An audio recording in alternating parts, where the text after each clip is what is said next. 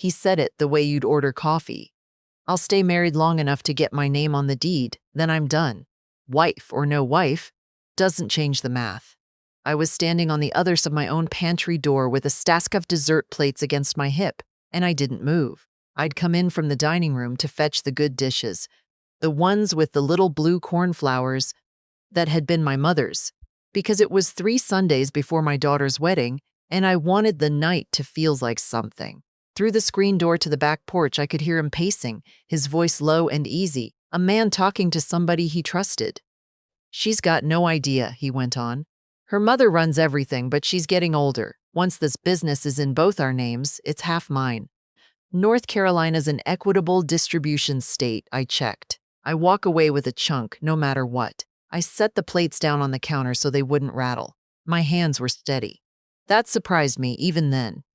The man I was listening to was named Trevor, and in 19 days he was supposed to marry my Hannah out under the oak in my backyard, the same oak her father planted the spring she was born.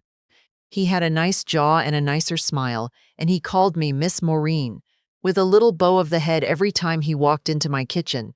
And my daughter loved him the way you love someone when you're 31 and tired of being the only single one left at the table. I picked the plates back up. I carried them out to the dining room. I set one in front of each guest, and when I got to Trevor, I set his down too. And I said, "Apple or pecan, hon?" And he smiled up at me and said, "Pecan, please, ma'am," and I cut him the biggest slice. That's the part nobody tells you about being 63. You learn to keep your face still while your whole chest is collapsing. I'd had practice. I buried my husband Gordon 4 years back, sat in the front pew in a navy dress, and shook 200 hands and didn't break until everyone was gone, and the casseroles were stacked in my freezer like sandbags against a flood. I knew how to hold a face. I knew how to wait. I did not say a word to Hannah that night. I want to be honest about why, because I've turned it over 1,000 times since, lying awake. If I'd pulled her aside in the kitchen and told her what I heard, she would have looked at me with those gray eyes her daddy gave her, and somewhere behind them a little door would have closed. She'd have thought, Mom never wanted me to leave. Mom's been alone since Daddy died, and she can't stand the idea of me having my own life. She wouldn't have said it. She's too sweet to say it. But she'd have decided I was a jealous old woman, and she'd have walked down that aisle anyway, just to prove she trusted her own heart over mine. I knew my girl. Telling her would have done nothing but cost me her. She had to hear it herself, from him, in his own voice, where there could be no version of the story where her mother made it up. So I cleared the plates, and I sent everybody home with foil-wrapped pie, and I stood at the sink with the water running long after the cars were gone, and I started to think. Gordon and I built Callaway's garden center out of a 1/4 acre and a borrowed truck the year Nixon resigned. We started selling tomato seedlings off a card table at the farmer's market and ended up with 11 acres, 2 greenhouses, a landscaping crew, and a name people in 3 counties trusted. When he died, the whole thing came to me. The land, the business, and the trust he'd set up so it would pass clean to Hannah someday without the state taking half. Our lawyer had walked me through every page. I'd signed where she told me. I'd put it all in a folder and mostly tried not to think about it, the way you don't think about the deed to the cemetery plot. Trevor had been around it from the start. He worked in commercial real estate over in Asheville, and he had a way of asking questions that felt like interest until you played them back later. How was the place structured? LLC or sole proprietorship? Had I thought about estate planning, given the value of the land these days? Did Hannah's name go on anything when we married?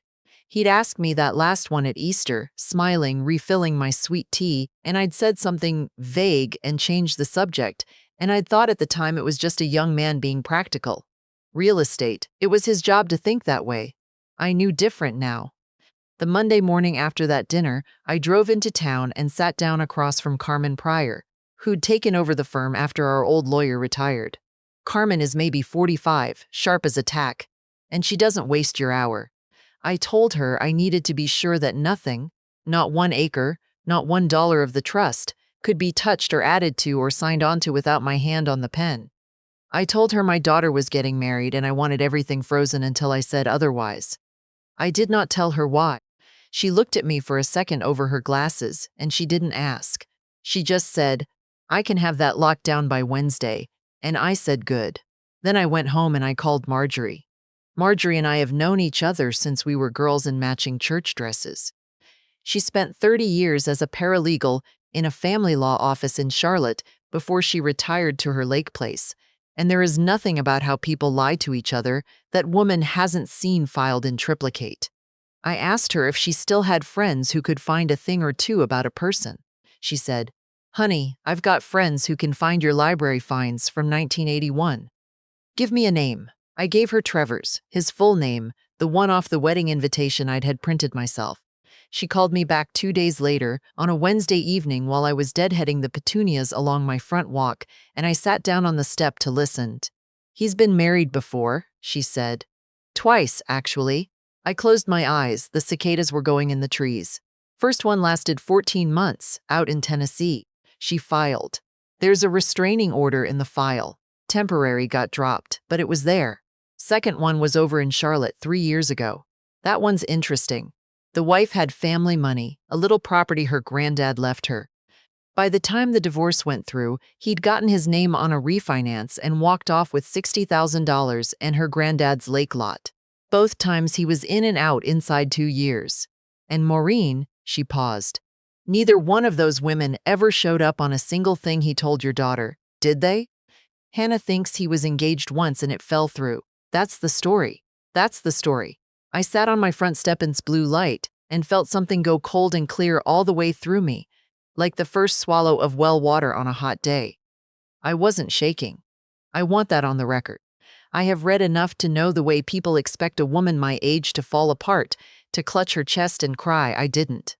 My husband used to say I got quiet when I got dangerous, and he said it like it was the thing he loved most about me. I thanked Marjorie. I told her I might need one more favor before it was done.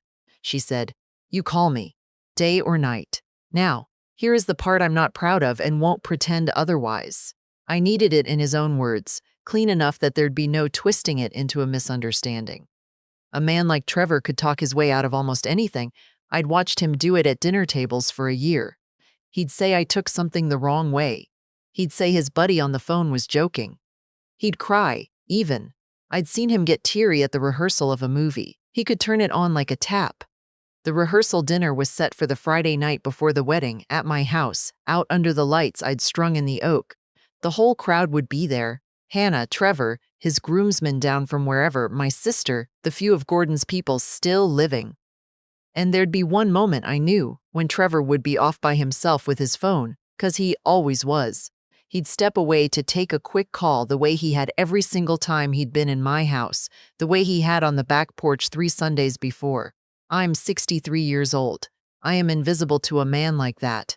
He'd no more notice me than he'd notice the porch furniture.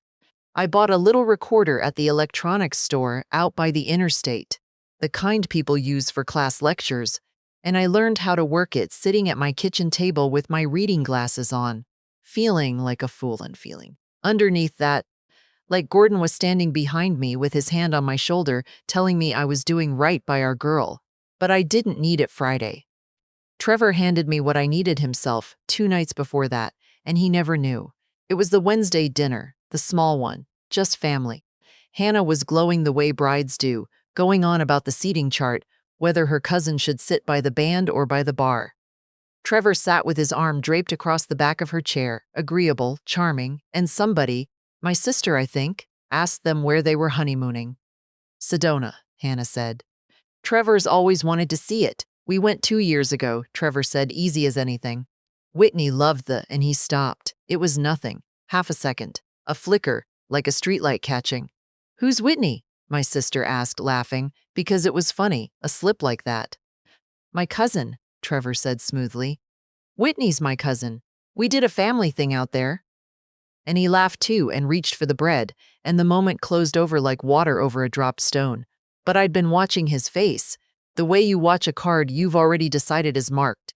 And Hannah, my girl, laughed along, but I saw the smallest crease come and go between her eyebrows, there and gone, because some animal part of her had heard it land wrong. She didn't keep it. She loved him too much to keep it. But I kept it for her, Whitney. Later, when Hannah was helping me in the kitchen and Trevor had stepped out to take a call, of course, His phone sat fape on my counter where he'd left it next to his beer. It lit up while I was at the sink. I didn't touch it. I want that clear. I just looked the way anyone would glance at a thing buzzing on their own counter. Whitney, a little hard after the name.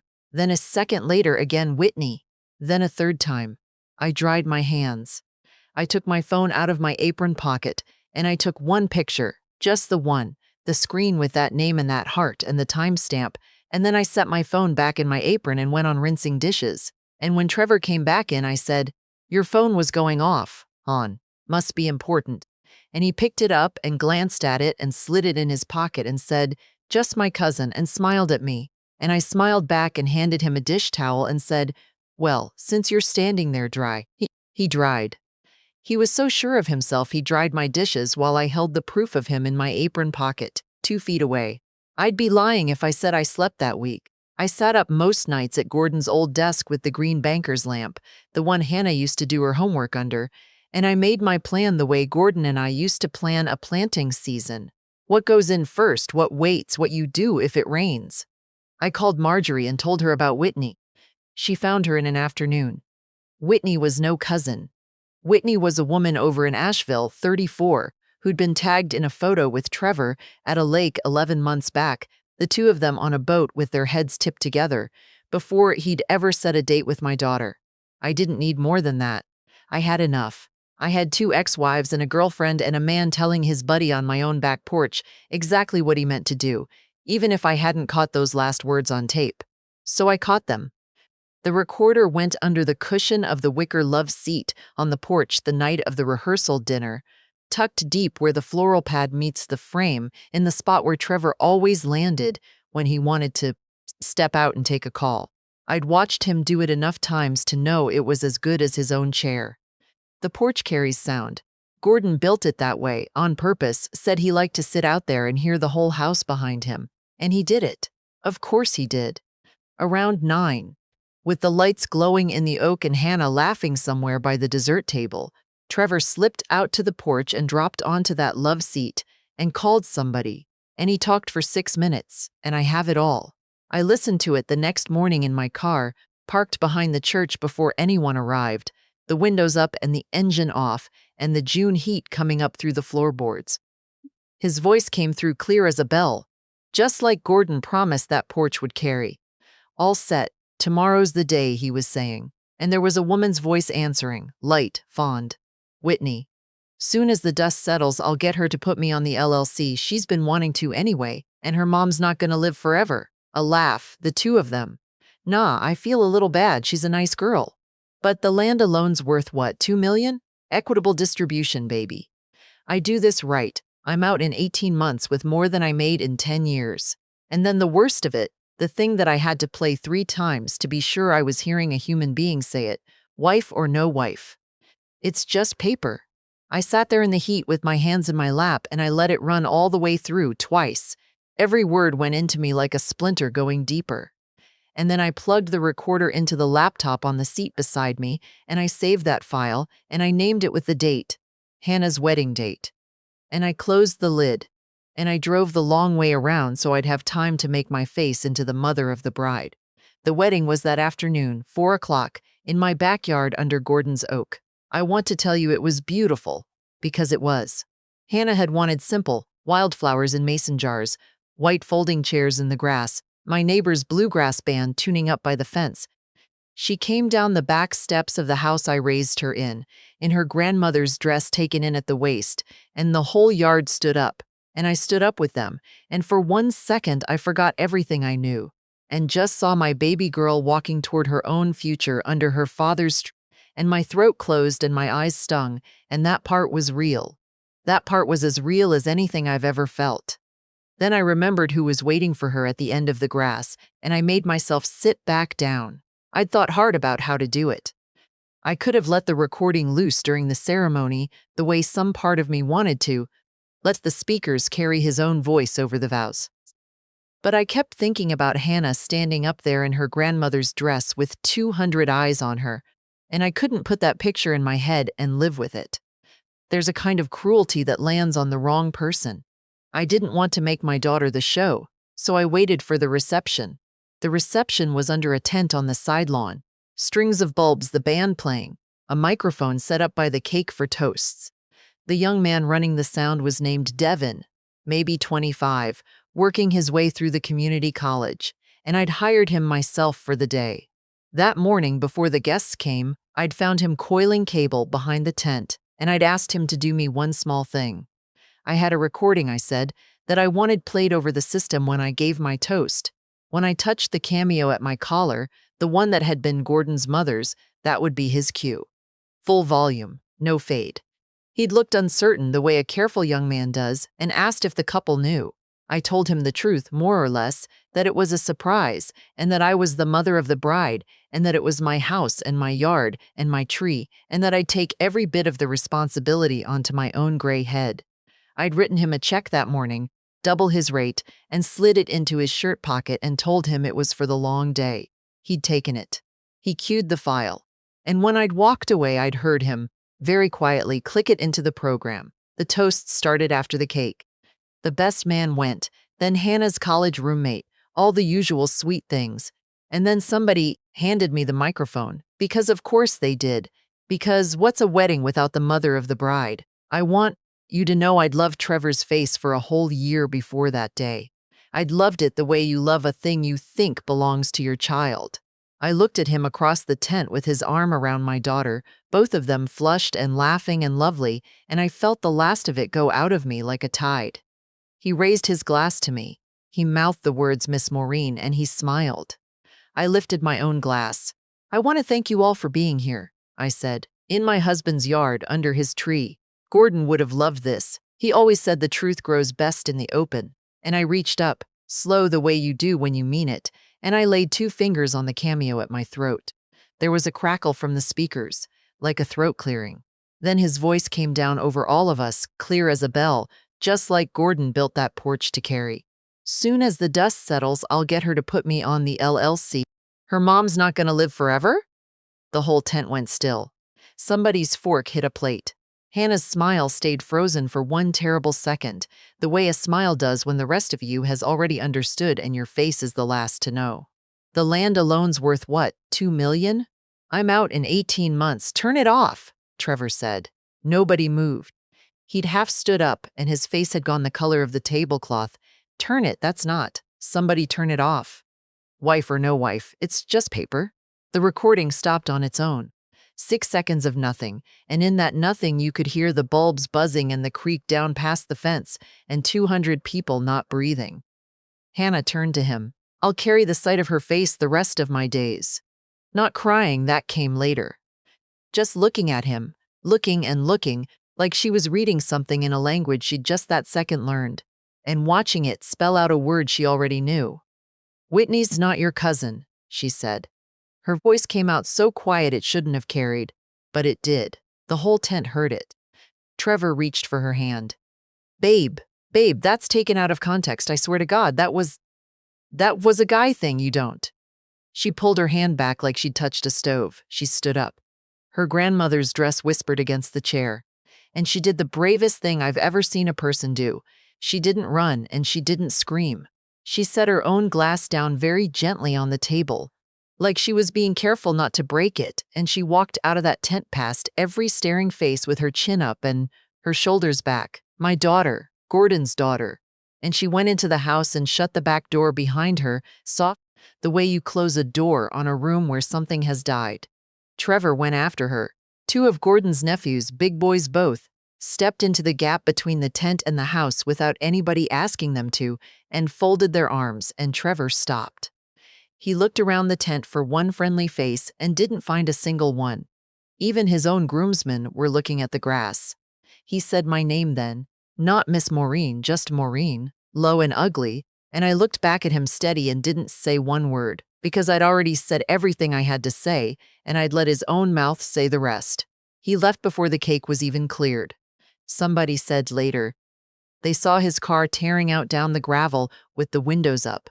I didn't watch. I had a daughter in the house. I found her sitting on the floor of her old bedroom, the dress pooled around her, her back against the bed where she'd slept through high school. I lowered myself down beside her. It takes me a minute these days. My knees aren't what they were, and I didn't say anything. I just sat. After a while, she put her head on my shoulder, the way she used to when she was small and the world had been too much, and she cried, finally, the kind of crying that comes up from somewhere old and deep, and I held her and let her. And I did not say I told you so, because I had not told her, and that, it turned out, was the whole point. You knew, she said when she could talk, not angry, just knowing it. I knew. Since when 3 Sundays ago? I heard him on the porch. She lifted her head and looked at me, her makeup ruined, her eyes swollen, the most beautiful things I have ever made. Why didn't you tell me? And I gave her the truth because she'd earned it. Because you'd have hated me for it, baby. You'd have thought I was a bitter old woman who couldn't stand to lose you. You'd have married him to spite me, and then I'd have lost you to him for real. I tucked a piece of hair behind her ear, the way I had her whole life. I needed you to hear it, not from me. From him, so you'd never have to wonder. She was quiet a long time. Then she said, he almost got Daddy's land. He never came close. I had it locked up tight before he ever slipped that ring on your finger. There was never anything for him to take. I made sure of that the Monday after I heard him. Her shoulders came down then, just a little, the first loosening. You did all that, she said. By yourself. I had your daddy helping, I said. I just couldn't see him. Trevor was gone from town inside the month. No forwarding address, no apology, no last word. Whitney went with him or didn't. I never asked, and I never let Hannah ask either. There are some threads you don't pull, because the only thing at the end of them is more of the same rot, and we'd seen enough. Marjorie heard through her people that he'd surfaced 2 states over with a new last name attached to his profile and the same old smile in the picture, and I told her I didn't want to know one thing more, and I meant it. He was somebody else's weather now. Hannah moved back home for a while into her old room. We didn't talk much about that day, not directly. We worked instead. I put her on at the garden center, and it turned out she had her father's hands. She could prune a thing back hard and trust it to come better, which is most of what that work is, and most of what life is too, if you want my opinion. Spring came on the way it always does, like nothing in the world had happened. I cleared the wilted flowers out of the mason jars and turned the soil along the back fence and put in the tomatoes. Gordon and I started selling off a card table 50 years ago. The trust is still there, still locked, still mine until I decide otherwise. I've told Hannah it'll be hers one day, but on her own terms, in her own name, with no man's hand anywhere near it unless she chooses to put one there and chooses well. She nodded when I said it. She understood the part I didn't say, that I'd rather she had it alone than shared it with the wrong soul. I think she'd seen enough to believe me. She's slow about people now, careful, and that worries me a little, but only a little, because careful is a thing you can grow out of, the way you grow out of a fear. And reckless is a thing that gets you a man like Trevor under your father's tree. She'll get there. She'll trust again when somebody earns it, and I'll be watching, because that's the job and it never ends. Not when they're 31, not when they're 50, not ever. Some evenings she comes by after we close up, and we sit on the back porch, Gordon's porch, the one that carries every sound, and we don't say much. We watch the light go down gold through the oak. Last week, she brought a little potted rosemary and set it on the rail and said it looked like something I'd keep alive better than she could. And I laughed. And it was the first time I'd heard her laugh and mean it since June. I poured us each a glass of sweet tea. I clipped the dead heads off the geraniums by the steps while she talked about a fellow at the nursery who'd asked her to coffee, just coffee, and how she'd told him she'd think about it, and how thinking about it didn't scare her quite as bad as it had a few months back. The cicadas started up in the trees. The bulbs I never took down glowed soft in the dark. I didn't say much. I never do, when it matters most. I just sat there beside my girl in the place her father built, in the quiet that finally felt like ours again, and I let the day go down easy, the way the best ones do.